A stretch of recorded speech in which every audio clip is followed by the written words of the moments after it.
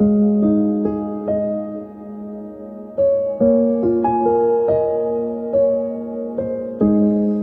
jemaat yang dikasihi oleh Tuhan Yesus, tak terasa hari berganti hari, minggu berlalu minggu, 1 bulan kembali kita lewati.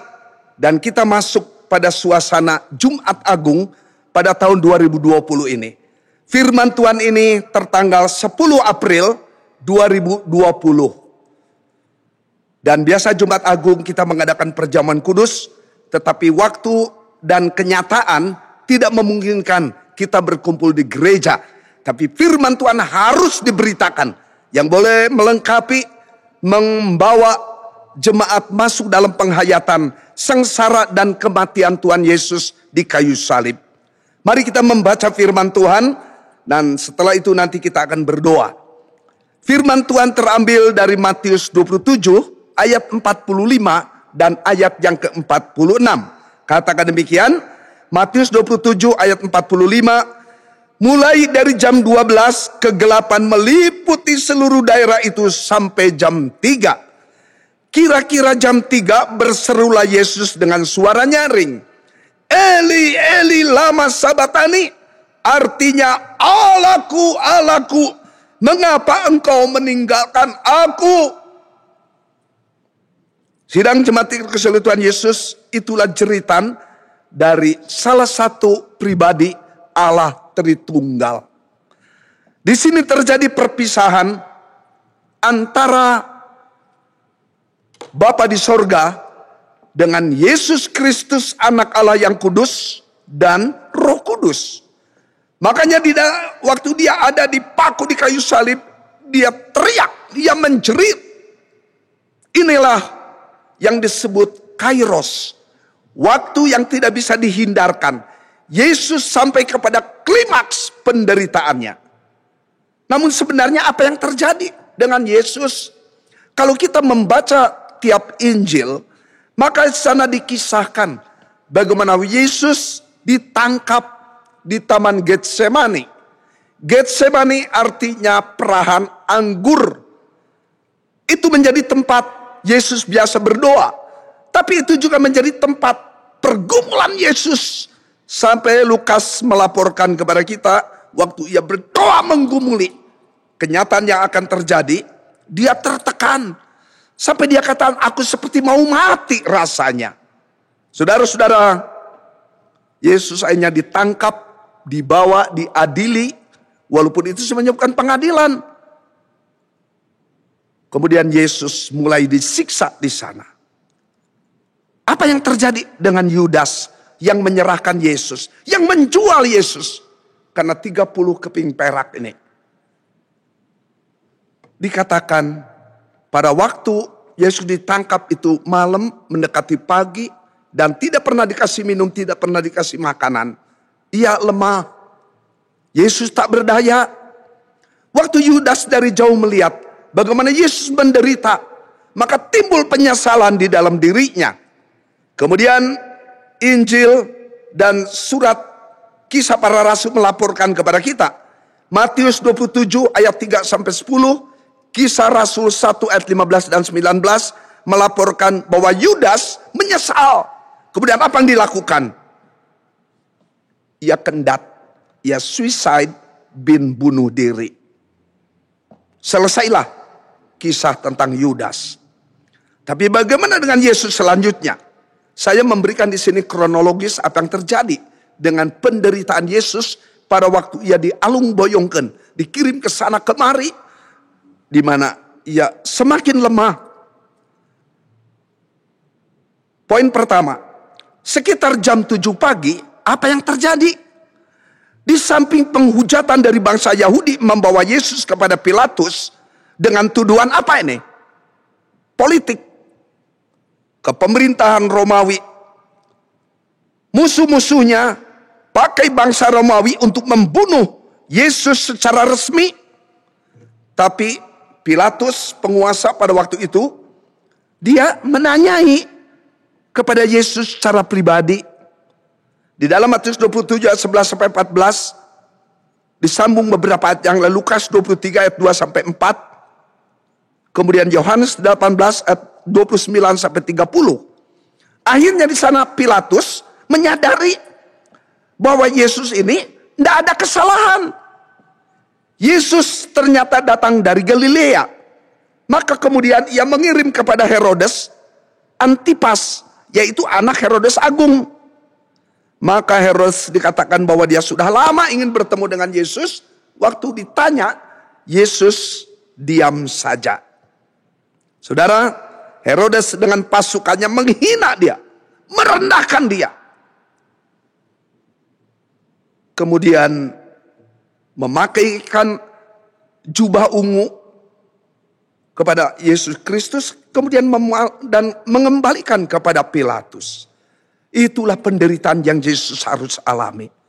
Pada Jumat Agung ini, saudara-saudara yang dikasihi oleh Tuhan Yesus, itu peristiwa pada jam 7 pagi. Biasanya jam 7 pagi saudara sudah pergi bekerja, berusaha dagang, anak-anak kita pergi sekolah.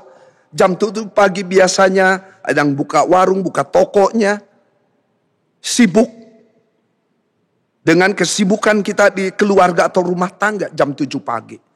Tapi waktu itu, waktu yang tak terhindarkan, Yesus mengalami penderitaan yang tidak mudah. Kemudian 1 jam kemudian apa yang terjadi?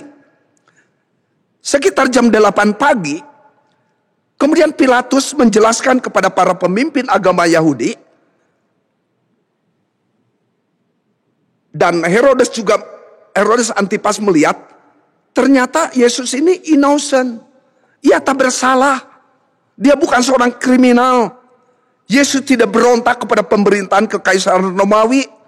Maka kemudian Pilatus ingin membebaskan Yesus. Lukas 23 ayat 13 sampai 15 dan Yohanes 18 ayat 31 sampai 38. Apa yang Pilatus mau perbuat? Mau bebaskan Yesus? Gagal. Mengapa? Karena massa mendesak supaya Yesus disalibkan. Ini ironisnya, kadang-kadang masyarakat satu hari melihat Yesus naik keledai, mereka menyambut Yesus karena nama Yesus mulai beken, mulai terkenal. Wah, mereka mengagung-agungkan. Inilah raja yang akan datang. Mereka melambaikan tangan, bahkan mereka memotong daun-daun kurma atau zaitun, dilambai-lambaikan menyambut Yesus masuk Yerusalem. Tapi berapa hari kemudian, teriakan warga Yerusalem ini berbalik, saudara. Bukan lagi memuji, menyembah kepada Yesus, melainkan menunjuk, salibkan dia, salibkan dia. Ironis bin tragis yang terjadi. Saudara-saudara kasih oleh Tuhan Yesus, maka kemudian Pilatus menghadapkan kepada masyarakat. Biasanya itu merupakan satu kebiasaan bahwa pemerintah akan membebaskan satu orang pada hari Paskah itu. Yaitu mau pilih Yesus, mau pilih Barabas. Barabas ini kriminal kelas berat, pembunuh, perampok. Aneh. Masyarakat malah kemudian memilih, bebaskan Barabas. Saudara, kemudian Barabas dibebaskan. Dan dia mungkin merasa aneh, yang dosanya tak terampunkan, hanya hukumannya hanya disalibkan. Itu hukuman harus dia terima. Tapi sekarang dia bebas, aneh dia. Tapi Yesus yang dikatakan tidak pernah berbuat salah. Tidak pernah melanggar undang-undang. Yesus tidak pernah menyakiti hati manusia. Tapi sekarang justru dia harus mengalami kenyataan yang terjadi. Saudara-saudara, Yesus digiring pada jam 8 pagi menuju ke satu tempat, itulah Golgota atau Kalvari, Bukit Tengkorak, di mana para hukuman biasanya disalibkan di sana. Saudara-saudara, sepanjang jalan itu Yesus sudah tak berdaya karena tidak dikasih minum, tidak dikasih makan, energinya terkuras. Berapa kali dia jatuh di gang Via Dolorosa. Saudara yang pernah ke Israel, ingat itu gang Via Dolorosa, gang penuh air mata. Tapi Yesus harus jalani sebagai bentuk ketaatan kepada perintah Bapa di sorga. Saudara-saudara dikasih oleh Tuhan Yesus. Tapi rupanya ada satu orang yang datang dari tempat jauh, ingin melihat keramaian Yerusalem, justru dia kena rezeki nomplok. Itu yang bernama Simon dari Kirene. Kirene ini nama tempat di Afrika Utara. Dia berasal dari sana. Jadi disebut Simon dari Kirene. Dia dipaksa untuk pikul salib. Dan ia terpaksa pikul salib. Tapi di antara kita umat Allah yang percaya kepada Yesus, menjadi orang beriman bukan karena dipaksa, melainkan kerelaan kita terima Yesus. Puji Tuhan. Bapak Ibu Saudara sekalian, 1 jam kemudian pada jam 9 pagi apa yang terjadi? Kemudian Yesus dipakukan di kayu salib di antara dua penjahat besar. Saudara, Yesus katakan, aku haus. Kemudian ada seorang serdadu yang membawakan air, tapi itu sebenarnya cuka anggur asam yang sudah berapa hari mungkin ada di sana. Yesus, laporan Matius, Markus berbeda. Yesus minum kata sedikit. Tapi di laporan Injil yang lain dia tidak mau minum. Mungkin awalnya dia tidak mau minum, tapi akhirnya dia terpaksa minum. Kemudian apa yang dilakukan? Waktu dia disalib, kemudian Yesus melihat para serdadu di bawah. Kemudian keluarlah kata-kata dari mulutnya. Bapa, ampunilah mereka, karena mereka tidak tahu apa yang mereka lakukan. Saudara-saudara, begitu agung kata-kata yang ia sampaikan dan dicatat di dalam Injil ini. Matius 27 ayat 35 sampai 36. Markus 15 ayat 24 sampai 25. Lukas 23 ayat 34. Yohanes 19 ayat 23 sampai 24. 4 Injil mencatat kata-kata yang begitu agung yang Yesus ucapkan. Saudara-saudara, pada jam 9 pagi itulah kemudian masyarakat melihat di mana Yesus disalibkan dengan penuh heran. Tetapi yang lain, anggota Sanhedrin, imam kepala atau ahli Taurat dan para tua-tua Israel, dan kedua penjahat tadinya menghina, melecehkan Yesus. Tetapi kemudian yang terjadi, salah satu penjahat, dia katakan, jikalau engkau tiba di kerajaanmu, ingatlah akan hamba. Yesus katakan, hari ini juga engkau bersama aku di dalam Firdaus. Jadi Firdaus itu bukan ada di muka bumi ini. Tapi agama lain katakan Firdaus itu di dalam dunia ini. Tapi Firdaus itu ada di tempat lain, yaitu di dunia roh. Maka Yesus menjanjikan kepada salah satu penjahat yang bertobat, yang percaya Yesus, hari ini juga engkau bersama aku dalam Firdaus. Saudara, apakah ada di antara kita yang belum meyakini bahwa saudara sekali waktu akan masuk ke rumah Bapa di sorga? Bertobatlah dalam suasana Jumat Agung ini, suasana yang mencekam, suasana yang kita belum lepas. Ya, oleh karena itu jam demi jam dilewati oleh Yesus sebagai satu ekspresi ketaatannya kepada perintah Bapa. Kemudian apa yang terjadi pada jam 12? Di sana kita masuk dalam ayat yang kita baca tadi, yaitu Yesus berteriak di sana.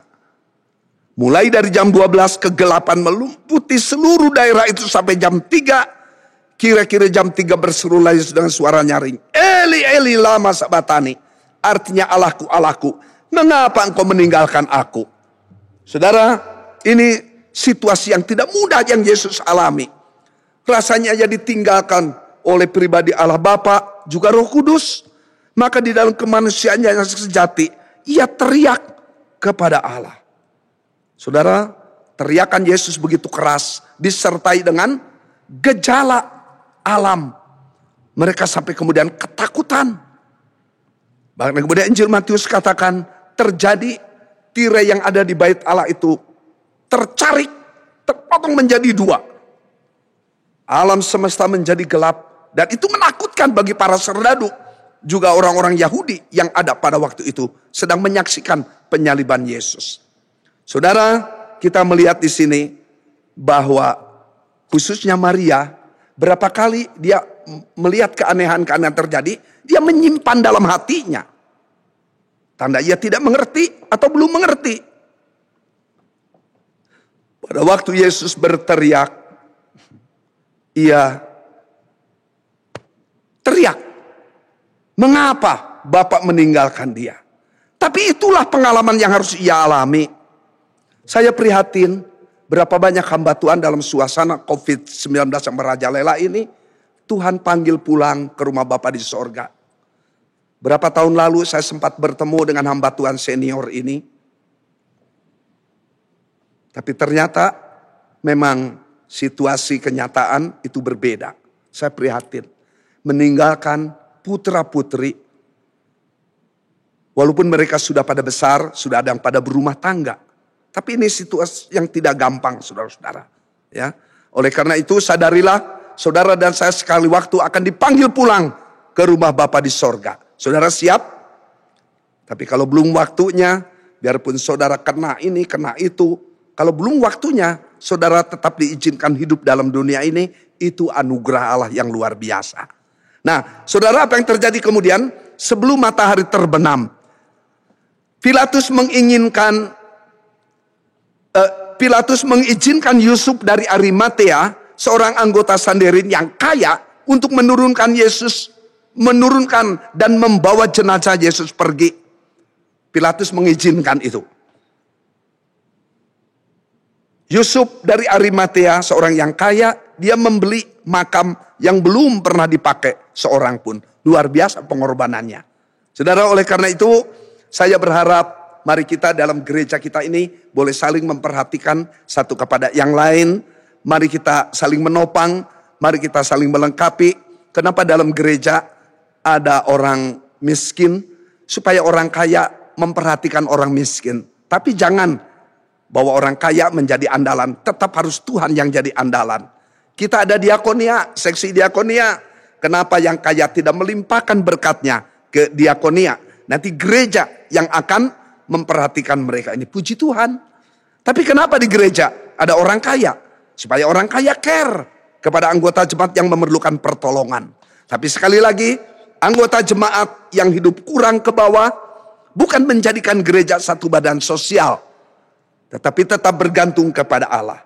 Kesimpulan, kisah atau sengsara atau penderitaan Tuhan Yesus bukanlah dongeng, bukanlah legenda yang terjadi di Timur Tengah, tapi satu kisah yang otentik bahwa hal ini benar-benar terjadi dalam satu pribadi yang dialaminya.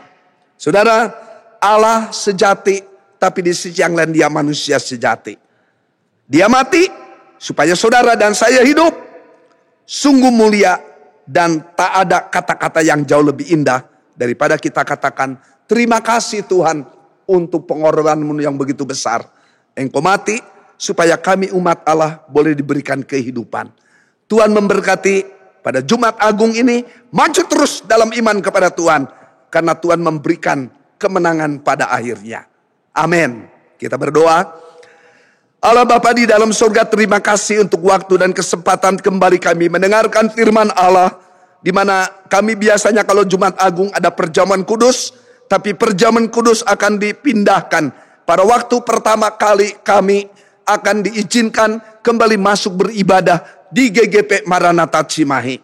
Terima kasih Bapa, hamba menyerahkan semua anggota jemaat-Mu, pria wanita tua muda, para majelis, para pelayan di dalam tangan pemeliharaan-Mu. Hamba mohon pemeliharaan-Mu turun atas mereka sekalian, sehingga kami boleh bertemu di dalam ibadah perdana yang akan kami alami ke depan. Terima kasih Bapa, berkati untuk bangsa dan negara kami, berkati Bapak Presiden kami, berkati untuk para gubernur, wali kota, sampai lurah, RT RW di daerah kami. Demikian juga warga masyarakat. Kami mohon pemulihan boleh terjadi untuk bangsa dan negara kami. Terima kasih Yesus, di dalam nama Tuhan Yesus kami sudah berdoa dan mengucapkan syukur. Semua katakan amin. Tuhan memberkati.